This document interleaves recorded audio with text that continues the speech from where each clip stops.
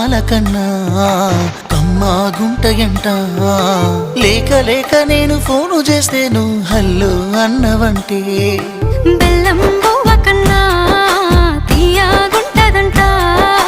ఎన్నడూ నాడు ఫోను చేసి బాగున్నావన్నవంటే ఏడాది ఎండల్లో ఉంటేనై మోస్తున్న నా బతుకు కష్టాలని